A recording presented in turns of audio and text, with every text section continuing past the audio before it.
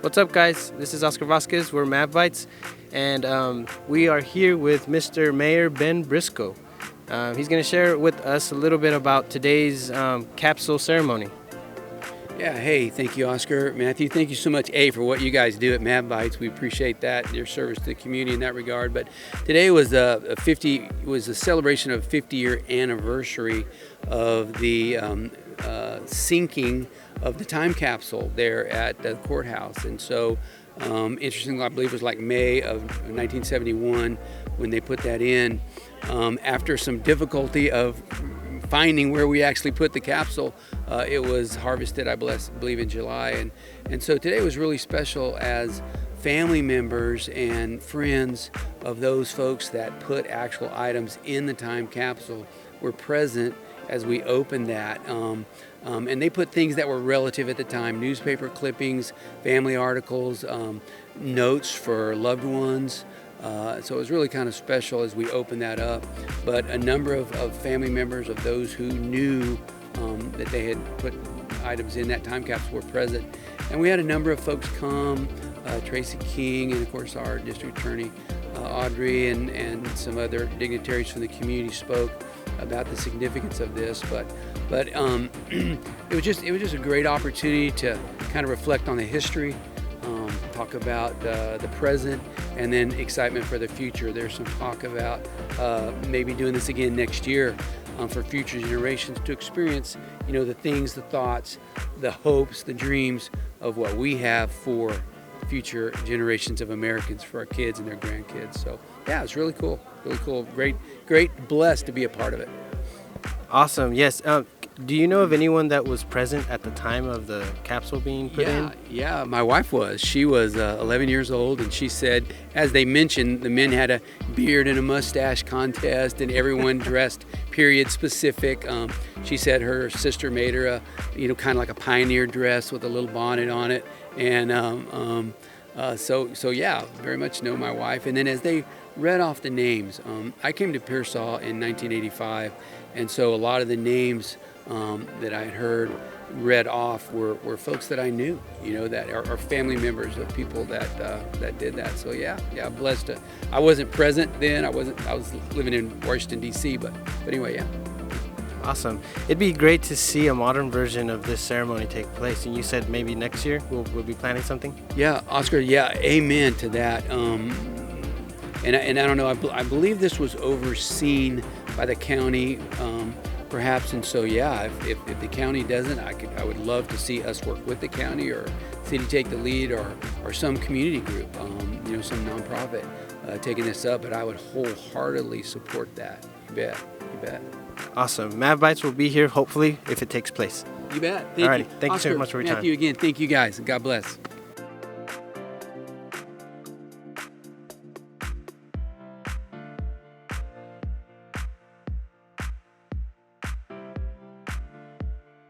The time capsule was buried on May 8, 1971, on the left side of the entrance of the courthouse grounds.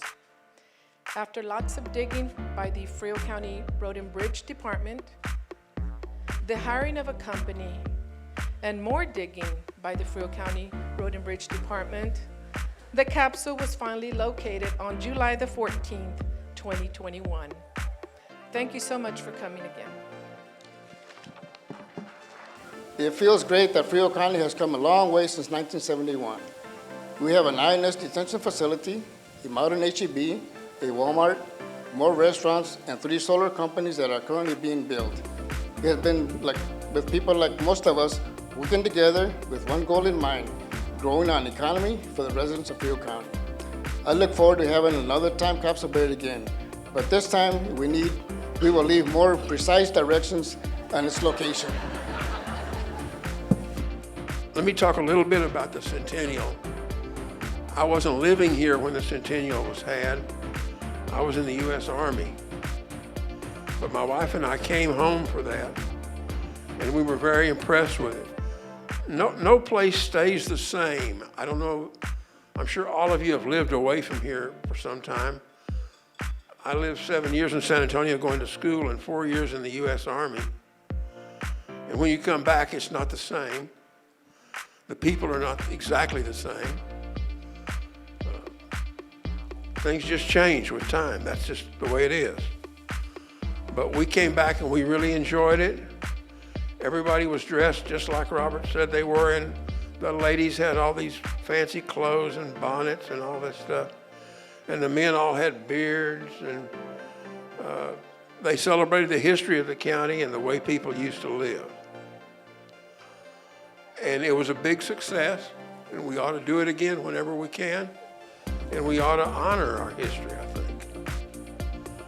The time capsule was buried. Judge Luna asked me where it was. And I told him where I thought it was. Nobody else seemed to think it was in that spot, Judge Luna. But I cannot actually remember seeing it being buried there. But I walked by that spot over here at the courthouse many times in a month or in a year. And in the many years that I've officed right by the courthouse, I've walked by there many, many, many times. And I always thought that that's where we buried the time capsule. And that's where it turned out to be. And I'm glad it's here. And a lot of people put a lot of things in it. And I'm looking forward to seeing it be opened. I hope that the next time we bury one, we don't depend on somebody my age to remember where it was buried. Because I might not be here the next time it happens. But thank you for all for coming. I hope you have a good day and enjoy it. Thank you. You know, I knew that we were looking for a time capsule when somebody called me about a month ago and said, "Hey, Tracy, by chance, do you happen to know where this thing is buried?" And I said, they said, "We know you weren't here whenever it was buried, but maybe somebody mentioned it to you over there." I said, "No," I said, "I know where the other one is on the other side of town, and I think there's a marker over there." And I was thinking about what I put in that time capsule over there. I also, like Audrey, I've never seen one opened, but and I was trying to remember what I put in that time capsule over there on the other side of town when we buried it. And for the life of me, I cannot remember what I put in there. So it must not have been very memorable. But at any rate, I just want to tell you how proud I am to represent Frio County and how proud I am to be here and be part of this, what I consider a very, very remarkable occasion. And so on behalf of the Texas House of Representatives, please allow me to congratulate each and every one of you and wish you the very best. Thank you. Beginning in April, committees were at work planning the celebration. Everyone wore centennial costumes, caravans visited neighboring towns, promenades were held, climaxing with a kangaroo court. I can't imagine that. Fun and enthusiasm. A Queen's contest was held. Mrs. Paloma Taylor, the winner, reigned over all activities, and the runners-up the contest with her court. They included Mrs. Lexi Crane, Mrs. Carrie Thompson, Mrs. Georgia Jones, and Miss Beth Galloway. Other contests, style shows, ladies' luncheon, a food fair, and other activities that week. The two last events were the time capsule on Friday and the parade on Saturday. Many lined the street for the parade. Governor Dolph Briscoe was the Grand Marshal, and the Pearsall High School band proudly led the march. After the parade, a beer judging contest was held. Where's Brian? Okay. The final production of Forever Frio was Saturday night, ending the weekend's long celebration of Long River. That's a little bit of history of how this came about, and I heard mentioned from you, I think, trying to plan for maybe next year and doing another one for another 50 years. So we'll be trying to get that organized. Hopefully that will pan out. Again, I appreciate everyone being here today, and Judge Luna and his staff getting everything coordinated. I know it's been a big effort, and thank you for coming out. It's about the hope of the future. And so I'm sure as these folks were putting this in 1971 and thinking about, like, I'll only be 67 years old, you know, and what's that going to be like? I know when you're 17, 30 years old, so 67 was probably like, whoa, that's really up there. But I think most of us probably agree that's not too bad, you know, 67 not bad. But anyway, so I hope we do that. And guys, too, a note about hope for the future is there's always been difficulties in our countries, and there's always been times that we've had struggles and difficulties, but we've always overcome. The individualism of the Americans, the freedom that we enjoy has just created a great opportunity to be resourceful and propel this great country that we participate in. And then, of course, there's also the eternal hope that we have, and it just gives us just all kind of brightness for the future. So I'm excited to get to be a chance to participate in today's event, and so blessed to see all of y'all here and celebrate what's happening in the city of Pearsall and the county of Frio, the state of Texas, and in the United States of America. So with that, I'm the closing comment, and we're going to open it. Is that right? Well, if anybody has any stories that they would like to share, we can do that before we open it. Is there anybody? Yes, ma'am. Okay. Anyone else? Okay, I just would like to thank the county for allowing me to MC this event. It was a great honor. There's a table over here full of memorabilia. You can come and look at it. I have no idea what's in there or how it's marked. I just thought it was really cool. Laura Thompson came up to me before and said, "I'm so excited to see what my mama and daddy left me." And I think that's awesome. That really is. And I hope that we get to do another one, because I won't be around in 50 years, but I have 3 girls, and I would love for them to have the same kind of memory.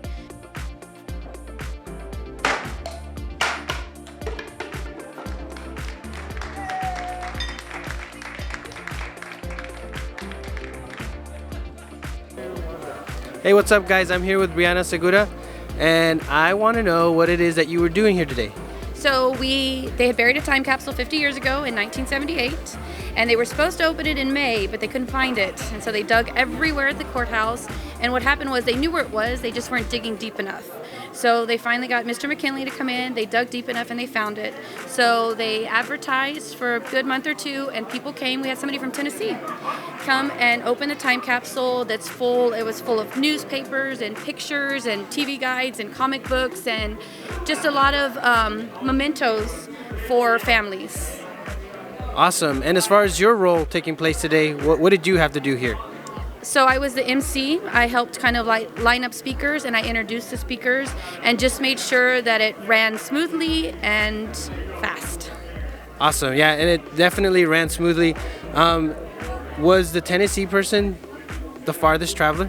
Yes, he was. Mr. Elizondo there, I think he said Paris or Patton, something, from Tennessee. And he won a prize? He did win a prize. He gets a 1-year subscription to the Current.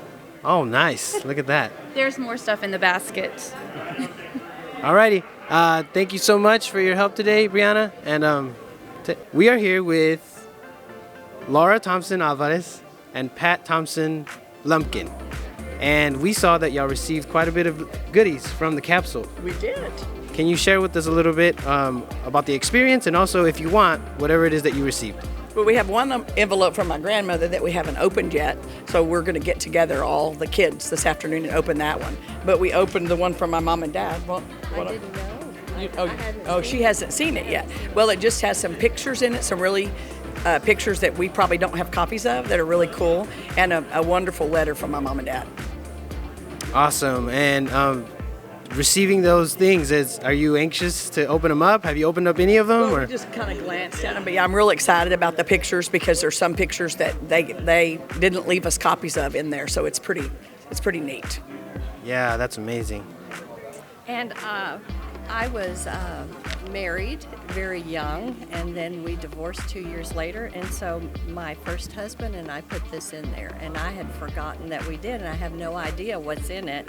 But I'm afraid I'll get emotional, so I'm going to wait until I get home to go through it, and then also to look at my mom and dad's and my grandmother's, because I know I'm going to cry my eyes out. So. And we definitely want to respect all these items, but thank you so much for sharing Thank you with for us. talking to us. We appreciate exciting. it. I Thank y'all hope for they- being here too, doing your part. I hope that they do put another one in, and we'll have our kids and grandkids put stuff in to the time capsule so they can all come back, or their children or grandchildren can come back in 50 years and open it. That would be a nice tradition to have, to keep Creole County going. We totally agree, and we're hearing that that might be the case. So if it is, we're definitely going to be here to record that ceremony. Great. Yeah, so- Thank y'all so much. Yes. Appreciate it. Yes. Thank y'all. Thank y'all Y'all so have a much. good day. You too. Hi there, everyone. We're here with Dr. Gorham. Yes. And what is the first name? Robert Gorham. Robert Gorham, and dentist, local dentist. Yes, sir. Okay. All right. Awesome. And he's also, he wears many hats here in the town, and he's also our county historian and With the Frio Pioneer Jail Museum Association as well. there you go. Okay. And can you tell us a little bit about what the county historian really, the role, what it entails, and how you serve today? Well, I just helped bring some information from what was written many years ago. I was not here during the celebration in 1971, but it was written up in our history book, and fortunately we have that printed for us, and we can rely on that. Basically, we've got the celebration today was to revisit 50 years ago, and all the friends and the families that were represented today were able to get tidbits, information, coins, letters, whatever from their past, and some individuals actually had their own stuff in there, which was fantastic that they are still around with us. But this is intended for the families to be able to share in from our history and from the family history, especially community, family, individual. And so we really appreciate everyone participating in this, and hope to have it again here shortly, and for the next generation to come and enjoy. Awesome. And so for today, to prepare, you were able to find information in history books that are just Pearsall history books, or how? They are. Well, more Frio County. This first one, Frio County History, and it's got our county seal on that, which is still used today, I believe, with the county. And then the original, called Historic Frio County, 1871 to 1971. And this is basically the centennial information. But the second book was written a few years later, and it was able to compile all the events that took place during the celebration and the time capsule, a lot of things that were pertinent to that time frame, and compile the 100 years of history for us. Very important for early Frio County. And where does someone obtain this type of book or history book? These two are originals, but we do have a reprint available, and this is just the paperback version of the hardback, and we have that available at the museum, the jail museum, and you can come by and pick those up on the weekends when we're open. But we are working on another reprint of the other, and we'll try to get that before too long. But we have had to reprint through the years multiple times because, bit by bit we sell out and we have to reprint, and that's great. Wow, very interesting stuff, sir. Well, thank you so much for your time. We appreciate you and what you did here today. Thank you. Appreciate it.